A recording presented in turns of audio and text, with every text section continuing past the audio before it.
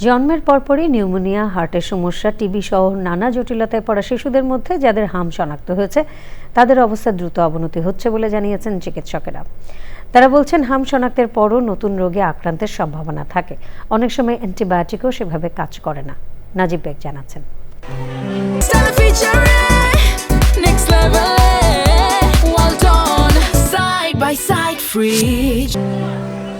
জন্মের মাসখানেকের মাথায় হার্টে দুটি ছিদ্র ধরা পড়ে ৮ মাসের লামহামনির।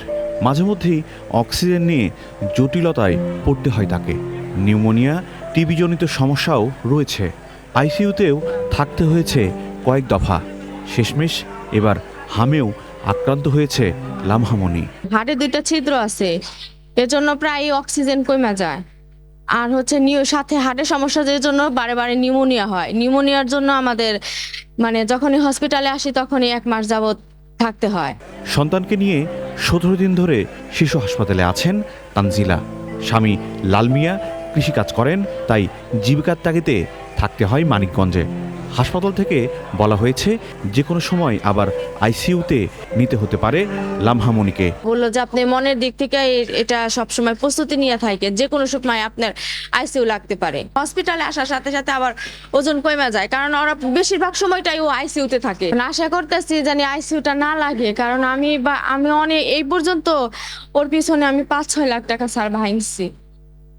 এখন এই টাকাটাও আমার অনেক কষ্ট করে, এবং কি আমার গায়ের গয়না বিক্রি করে হয়ে গেল, মনে করেন এরকম। এখন বাচ্চা তো স্যার। এমন নানা জটিলতা নিয়ে এই হাসপাতালে ভর্তি কুমিল্লার রাইসা। শিশুটিরও হার্টে জটিলতা রয়েছে। রান্না ভর্তি করাইলাম, 4 দিন ছিলাম। 4 দিন ভর্তি করার পরে আল্লাহ দিলে সুস্থ হওয়ার পরে বাড়িতে চলে গেছি। চলে যাওয়ার পরে 9 দিনের দিনও আবার জ্বর, পাতলা পায়খানা, ঘুম না আসার পরে আবার হাম ধরা খাইছে। মুখের ভিতরে বিচি বিচি শুরু হয়ে গেছে আর কি। তার হামের চিকিৎসা চলতেছে। হামের পাশাপাশি অন্যান্য রোগ শিশুর শারীরিক জটিলতা বাড়াচ্ছে। কোমরবিডিটি থাকে যে একটা রোগের সাথে অন্য রোগ আগে থেকে ছিল, তাহলে সেই ক্ষেত্রে হামের যে জটিলতা এটা কিন্তু বেশি হবে। হাম হয়েছে, পরবর্তীতে তার জটিলতা ডেভেলপ করলো, যেমন ডায়রিয়া, নিউমোনিয়া, তারপরে এনকেফালাইটিস, মেনিনজাইটিস। সেটা হলো হামের জটিলতা, এটা কিন্তু কোমরবিডিটি না। জন্মের পর থেকেই শিশুর পুষ্টিগত দিক বিবেচনায় রাখার পরামর্শ চিকিৎসকদের। নাজিব বেগ, চ্যানেল আই, ঢাকা।